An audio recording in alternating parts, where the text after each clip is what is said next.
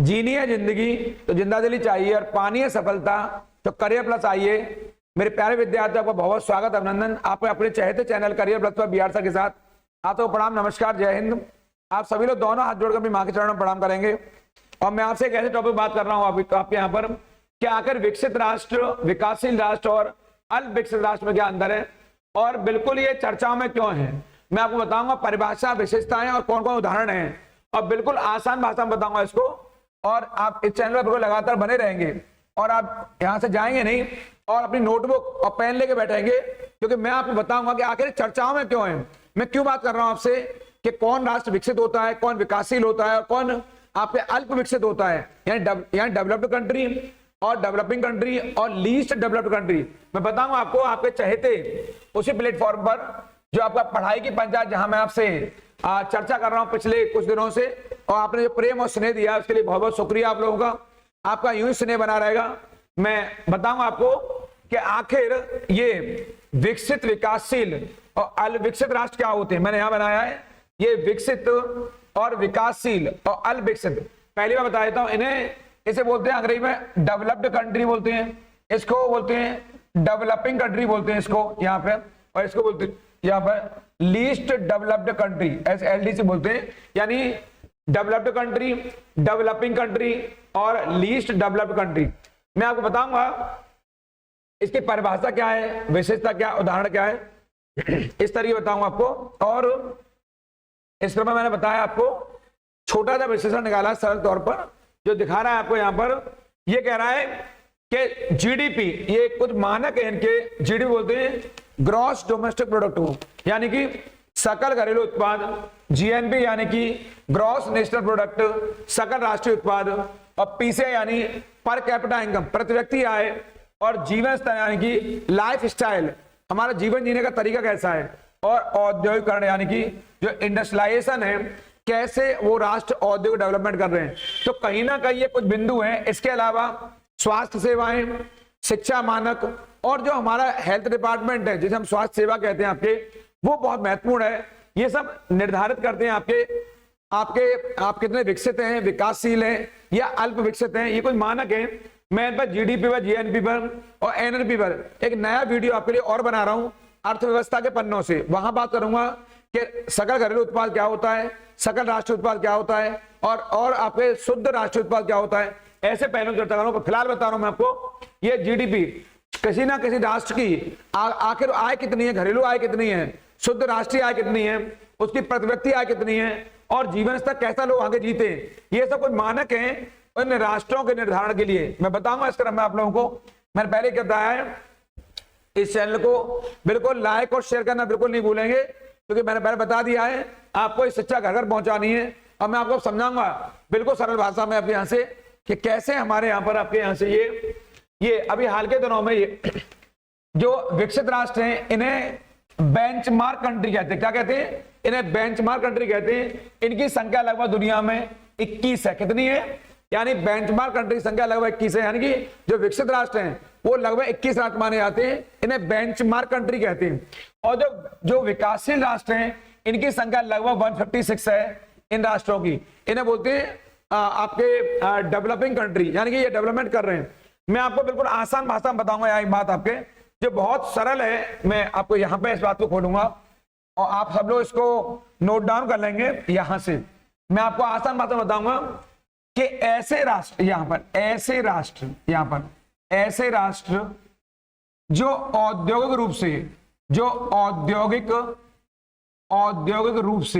यहां से काय के रूप से, ऐसे राष्ट्र जो औद्योगिक रूप से पूरी तरह से अपना विकास कर चुके हैं, यानी इंडस्ट्री के स्तर पर पूरी तरह अपना विकास कर चुके हैं, वे राष्ट्र कहलाएंगे कौन से? विकसित राष्ट्र।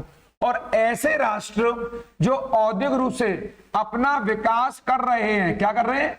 विकास अभी कर रहे हैं अपना, यानी ऐसे राष्ट्र जो अभी इंडस्ट्री के लेवल पर अपना डेवलपमेंट कर रहे हैं, तो वे कहलाएंगे आपके विकासशील राष्ट्र कहलाएंगे, डेवलपिंग कंट्री।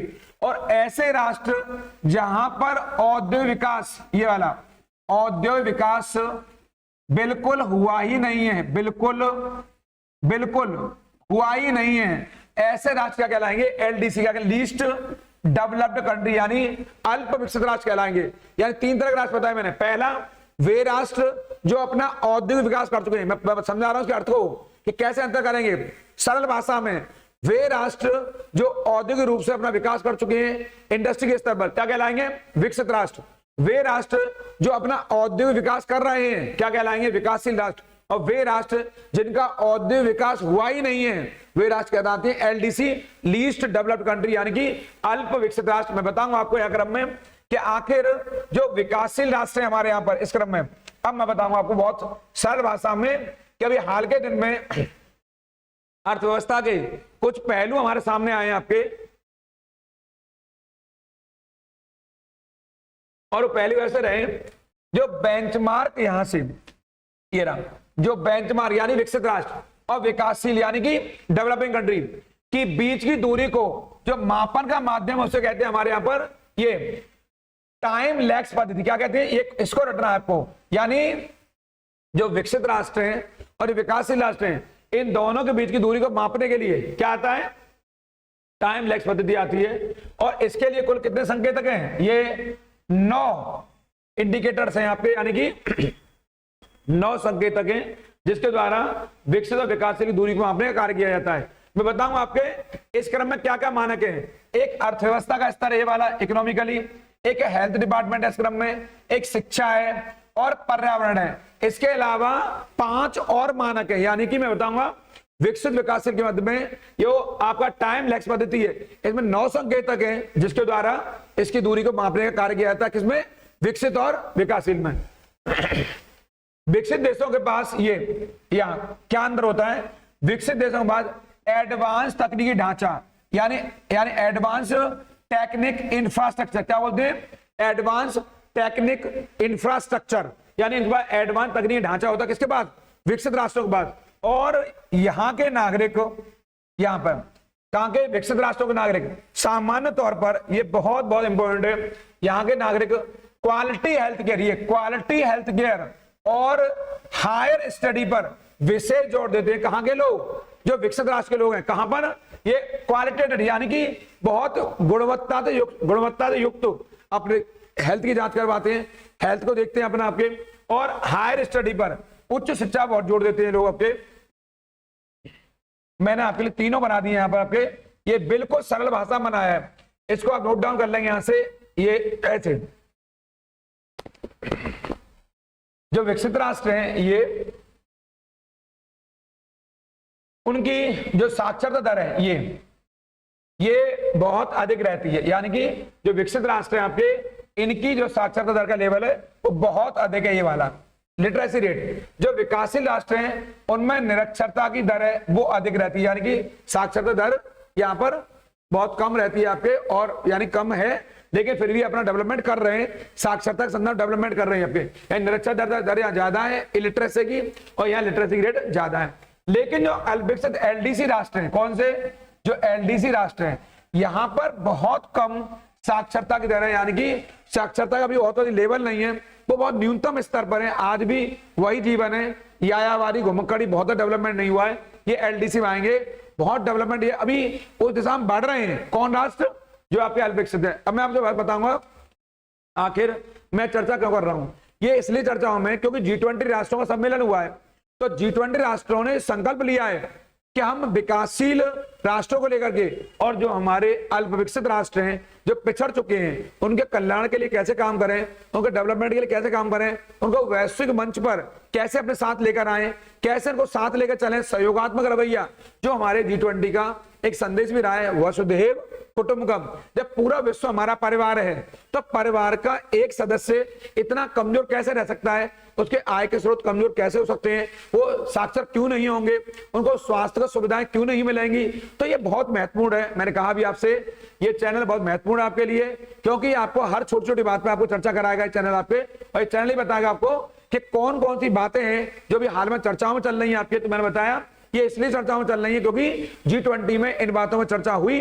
अगर विश्व हमारा परिवार है तो पूरे विश्व को साथ लेकर चलना चाहिए, ये महत्वपूर्ण है। अब मैं बताऊंगा जो विकसित राष्ट्र हैं उनकी जो जन्म दर है और मृत्यु दर है ये वाला जो उनकी बर्थ रेट है और डेथ रेट है वो बहुत कम है, यानी कि ये दूसरा उदाहरण बताया मैंने आपको, यहां से ये बड़ा विशेषता है इसकी, ये विशेषता बता रहा हूं मैं आपको।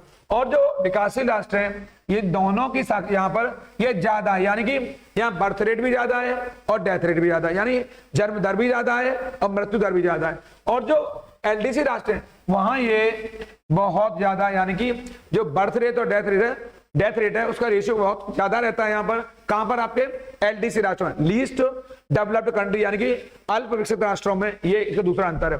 जो तीसरी विशेषता मैंने बनाई है आपके लिए यहाँ पर, जो बिल्कुल सरल भाषा में बता रहा हूं मैं आपको, यहाँ से ये कोई इकोनॉमिकल लैंग्वेज नहीं है, मैं आपको देसी भाषा में, सामान्य भाषा में बता रहा हूं। ये अपना राजस्व, कौन से जो विकसित राष्ट्र हैं ये अपना राजस्व रेवेन्यू मनी का कलेक्शन औद्योगिक क्षेत्र से करते हैं। कहां से करते हैं? इंडस्ट्री से। यानी कि जो विकसित राष्ट्र हैं इनका जो रेवेन्यू कलेक्शन होता है, रेवेन्यू माने जो राजस्व संग्रहण होता है वो इंडस्ट्री एरिया से होता है, जबकि विकासशील राष्ट्र होते हैं इनका रेवेन्यू कलेक्शन कहां से होता है? या सेवा क्षेत्र से, यानी कि जो सर्विस सेक्टर है इनका, सर्विस सेक्टर ये इससे ग्रहण करते हैं। कौन से? विकासशील राष्ट्र। और जो एलडीसी राष्ट्र हैं इनका राजस्व स्रोत बहुत कम रहता है, क्योंकि यहाँ पर औद्योगिक विकास हुआ ही नहीं है। जब औद्योगिक विकास हुआ ही नहीं है, ना सेवा क्षेत्र का विकास हुआ है, सर्विस सेक्टर बहुत सीमित है, औद्योगिक क्षेत्र बहुत सीमित है, ये अभी भी कहीं ना कहीं प्राथमिक क्षेत्र पर डिपेंड करते हैं, यानी प्राइमरी सेक्टर पर करते हैं। प्राइमरी सेक्टर के अंतर्गत कृषि और पशुपालन दोनों आता है, इसलिए ये लोग अभी भी निर्भर नहीं हो पा चले हैं। और ये कहीं ना कहीं अभी भी ये राष्ट्र विश्व की आर्थिक सहायता पर निर्भर करते हैं। और अभी आप जानते होंगे G20 में एक संकल्प लिया गया है, क्योंकि पूरे दुनिया को साथ लेके चलना है हर मुद्दे पर। तो आप देख रहे होंगे, यही मैं इसलिए चर्चा कर रहा हूं आपके, क्योंकि अभी हाल के दिनों में यहाँ विकसित, विकासशील और अल्प विकसित राष्ट्रों की चर्चा हुई है, इसलिए बताएं। अब मैं आपको उदाहरण बताऊंगा कि आखिर वो कौन से राष्ट्र हैं जो विकसित हैं, विकासशील हैं और आपके अल्प विकसित हैं। मैंने आपके लिए यहाँ कुछ राष्ट्र निकाले, आपकी जो स्क्रीन के ऊपर दिखाई दे रहा हो आपको यहां से, ये जो विकसित राष्ट्र हैं, जो वेल डेवलप्ड कंट्री हैं, इनमें नॉर्वे बहुत इंपॉर्टेंट है, USA, America, Canada, Japan, Britain, ये वाला Britain, France, Germany, Italy, Sweden, Australia, Switzerland, ऐसे बहुत सारे राष्ट्र में बता दिया आपको। इसमें मैं लगभग 21 राष्ट्र, इन्हें बेंचमार्क कंट्री भी कहते हैं, मैंने बता दिया। ये मैंने ये नहीं कहा इतने ही हैं, और भी हैं, लेकिन बेंचमार्क कंट्री इंपॉर्टेंट है। इस क्रम में मैं बताऊंगा आपको, इनमें सबसे बेहतर जो स्वास्थ्य सेवाएं और जो मजबूत लोकतंत्र को लेकर उभरा है, बेहतर स्वास्थ्य सेवा दे रहा है, बेहतर साक्षर सेवा दे रहा है, तो वो कौन सा है? वो नॉर्वे। इस क्रम में इस नॉर्वे को आप रट लेंगे, जो महत्वपूर्ण है। इस क्रम में मैं आपको आगे बताऊंगा थोड़ा सा, जो विकासशील राष्ट्र हैं, उस विकासशील राष्ट्रों में मैंने आपके लिए निकाला है यहां से, जो भारत है, चीन है, ये अभी डेवलपिंग कंट्री है, ब्राजील है, दक्षिण अफ्रीका है, ये मिस्र है, सऊदी अरब है, यूएई है, कतर है, इंडोनेशिया है, फिलीपींस है, ये थाईलैंड है, मलेशिया है, ऐसे बहुत सारे राष्ट्र हैं, लगभग 150 से अधिक राष्ट्र हैं जो विकासशील राष्ट्रों की सूची में आते हैं। और इस पर मैं बताऊंगा मैं आपको यहाँ से, जो अल्प विकसित राष्ट्र हैं, यहाँ पर इसको आप लोग यहाँ आदि कर लेंगे, बहुत सारे राष्ट्र हैं, आदि कर लेंगे। और इस क्रम में जो आपके अल्प विकसित राष्ट्र हैं, ये इनको अंडरलाइन करेंगे यहाँ से। जैसे अंगोला है, ये अफ्रीकी राष्ट्र है, चाड है, ये अफ्रीकी राष्ट्र है, माली है, अफ्रीकी राष्ट्र है, रवांडा अफ्रीकी, नाइजर, टोगो, युगांडा, ये एशियन राष्ट्र है, बांग्लादेश है, भूटान है, यमन है, तुवालू है, किरबाती है, अफगानिस्तान है, ये सब कैसे राष्ट्र हैं? ये अल्प विकसित राष्ट्र हैं। ऐसे हमारे यहाँ बड़ी संख्या है, और इस समय लगभग माना जा रहा है ऐसे एलडीसी राष्ट्रों की संख्या कितनी है? लगभग 48 है। बहुत महत्वपूर्ण है। मैंने तीनों को आपको उदाहरण के माध्यम समझाया है कि आखिर विकसित और विकासशील देशों में क्या अंतर है। और मैं बताया सबसे बेहतर लोकतंत्र और मजबूत स्वास्थ्य सुविधाओं का अगर सर्वश्रेष्ठ कोई उदाहरण है तो वो नॉर्वे है, जो कि आपके यूरोपीय राष्ट्र है। मजबूत लोकतंत्र और बेहतर स्वास्थ्य सुविधाएं अगर कोई राष्ट्र दे रहा है इस क्षेत्र यूरोप में, तो कौन सा है? वो विकसित राष्ट्रों में वो नॉर्वे है। नॉर्वे को लगाना है आपको, मैंने बता दिया है। इस चैनल को लाइक, शेयर और सब्सक्राइब करना बिल्कुल नहीं भूलेंगे, ये बहुत इंपॉर्टेंट बता रहा हूं मैं आपको। फिर अंत होते हुए मैं आपको बताना चाहूंगा, विकसित राष्ट्र वे हैं जो अपना औद्योगिक रूप से विकास कर चुके हैं, विकासशील राष्ट्र वे हैं जो अपना औद्योगिक विकास कर रहे हैं, और जो अल्पविकसित राष्ट्र वे हैं जहां औद्योगिक विकास हुआ ही नहीं है। इसलिए आप इन तीनों को रट लेंगे। इनको मैंने सरल भाषा में बताया। मैं नया वीडियो आपके लिए तुरंत फिर लेकर आ रहा हूं। अगले वीडियो में बने रहेंगे, कहीं नहीं जाएंगे। मेरी बातों को नोट डाउन कर लीजिए और इनको जरूर रटिए। मैंने कहा है कमर कस लीजिए, अब समय आ गया है कमर कसने का, अभी नहीं तो कभी नहीं। क्योंकि अगर दिसंबर 2023 तक अगर आपको नौकरी लेनी है तो मेरे अनुसार आगे बढ़ते रहिए। मैंने बताया आपको, जब तक तोड़ेंगे नहीं तब तक छोड़ेंगे नहीं। इसलिए इस चैनल पर लगातार बने रहेंगे। मैं आपके लिए निरंतर मेहनत कर रहा हूं, आप भी मेरे साथ मेहनत करिए। आपके इस चैनल पर आप जुड़े, आपका बहुत बहुत धन्यवाद। आप कल्याण की कामना करते हुए आज की इस पंचायत में इतना ही। मैं कल फिर आपको नई वीडियो साथ मिलूंगा, और मैं कल मिलूंगा आपको Q20। और आपको मैंने बताया जब ये इसके बाद Q20 के बारे में मैं 20 क्वेश्चन नहीं लेकर आ रहा हूं आपके लिए, उनसे बाहर कोई क्वेश्चन आएगा नहीं। और एक बताया मैंने, पुष्पा झुकेगा नहीं और सिलेक्शन रुकेगा नहीं। इस पर चर्चा करूंगा आप लोगों से। तब तक आप वीडियो बने रहिए और सर्च करते रहिए मेरी बातों को, और कमेंट के माध्यम जल्दी बताइए मुझे कि मुझे आपके लिए और क्या भेजना है। आपको बहुत बहुत धन्यवाद, आपको प्रणाम, नमस्कार।